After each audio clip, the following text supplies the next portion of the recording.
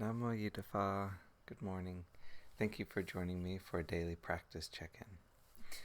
Listen, listen, listen. This beautiful sound calls us back to our true home.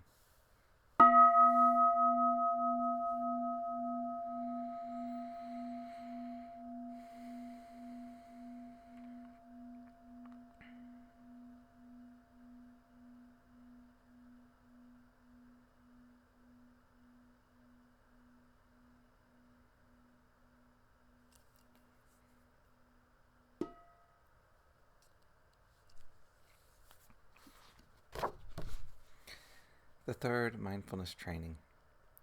Aware of the suffering caused by sexual misconduct, I vow to cultivate responsibility and learn ways to protect the safety and integrity of individuals, couples, families, and society.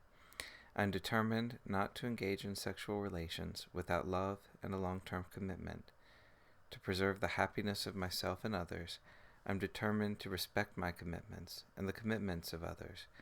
I will do everything in my power to protect children from sexual abuse, to prevent couples and families from being broken by sexual misconduct.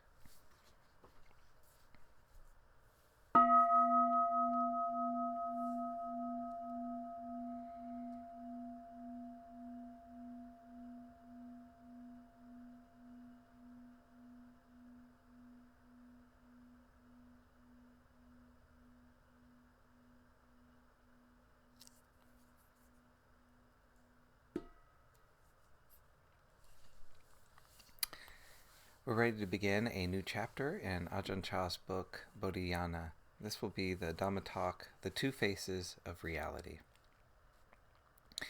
In our lives we have two possibilities, indulging in the world or going beyond the world. The Buddha was someone who was able to free himself from the world and thus realize spiritual liberation. In the same way, there are two types of knowledge of the worldly realm and knowledge of the spiritual or true wisdom. If we have not yet practiced and trained ourselves, no matter how much knowledge we have, it is still worldly, and thus cannot liberate us. Think and really look closely. The Buddha said that things of the world spin the world around. Following the world, the mind is entangled in the world. It defiles itself whether coming or going, never remaining content. Worldly people are those who are always looking for something, who can never find enough. Worldly knowledge is really ignorance. It isn't knowledge with clear understanding. Therefore, there is never an end to it. It revolves around the worldly goals of accumulating things, gaining status, seeking praise and pleasure. It's a massive delusion which has us stuck fast. Once we get something, there's jealousy, worry, and selfishness.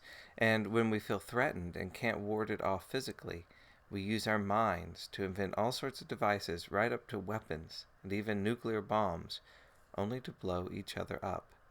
Why all this trouble and difficulty? This is the way of the world. The Buddha said that if one follows it around, there is no reaching an end. Come to practice for liberation. It isn't easy to live in accordance with true wisdom, but whoever earnestly seeks the path and fruit and aspires to nibbana will be able to persevere and endure. Endure being contented and satisfied with little, eating little, sleeping little, speaking little, and living in moderation. By doing this, we can put an end to worldliness. If the seed of worldliness has not yet been uprooted, then we are continually troubled and confused in a never-ending cycle. Even when you come to ordain, it continues to pull you away. It creates your views, your opinions, it colors and embellishes all your thoughts. That's the way it is. People don't realize. They say that they will get things done in the world. It's always their hope to complete everything. Just like a new government minister who's eager to get started with his new administration, he thinks that he has all the answers, so he carts away everything of the old administration, saying, "Look out, I'll do it all myself." That's all they do, cart things in and cart things out, never getting anything done. They try, but never reach any real completion. You can never do something which will please everyone. One person likes a little, another likes a lot. One likes short, one likes long. Some like salty, some like spicy. To get everyone together and in agreement just cannot be done. All of us want to accomplish something in our lives, but the world with all its complexities make it almost impossible to bring about any real completion.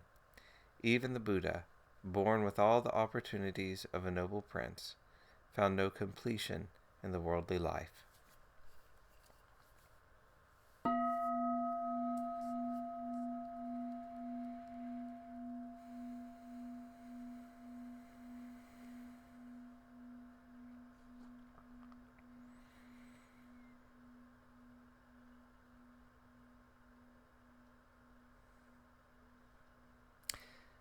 May all beings be well.